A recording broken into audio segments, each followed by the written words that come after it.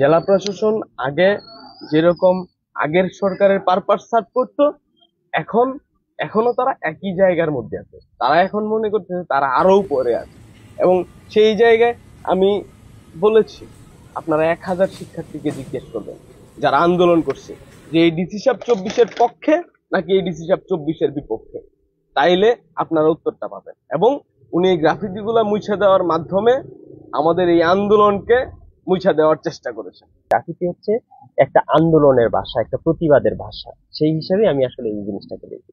তো এইখানে যখন হচ্ছে গ্রাফিতি গুলো ছিল, এই গ্রাফিতি গুলো যে চিত্রকর্ম ছিল বা হচ্ছে এখানে কিছু স্লোগান ছিল, যে স্লোগান গুলো হচ্ছে যে আসলে এই আন্দোলনকে ত্বরান্বিত করছে, মানে এইরকম করে তারা হচ্ছে যে বিভিন্ন সময় এখানে আপনারা যদি দেখেন যে হচ্ছে যে এখানে কবি সাহিত্যিকদের যে বিক্ষণ, সেই বিক্ষণের মঞ্চ ভেঙে দিল।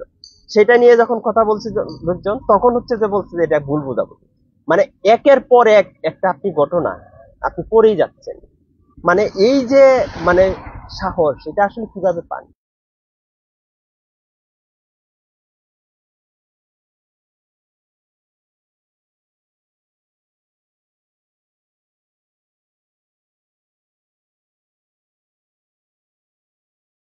আন্দোলন তো সারা বছর হবে না, একটি নির্দিষ্ট সময় হয়।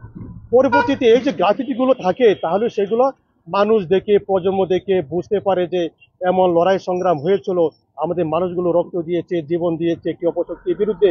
এগুলো থাকে সারা বিশ্বের মাধ্যমে। এখন আপনি গ্রাফিতি গুলো মুছে দিচ্ছেন, অদৃশ্য করে দিচ্ছেন। এটা কিসের ইঙ্গিত বহন করে? একটি বছর না যেতে একটি রক্তস্রাব আন্দোলনে, একটি লড়াইয়ের যে প্রতিচ্ছবিগুলো আপনারা মুছে দিচ্ছেন, এটা কিসের উদ্দেশ্য? সেই প্রশ্নগুলো আমরা রাখছি।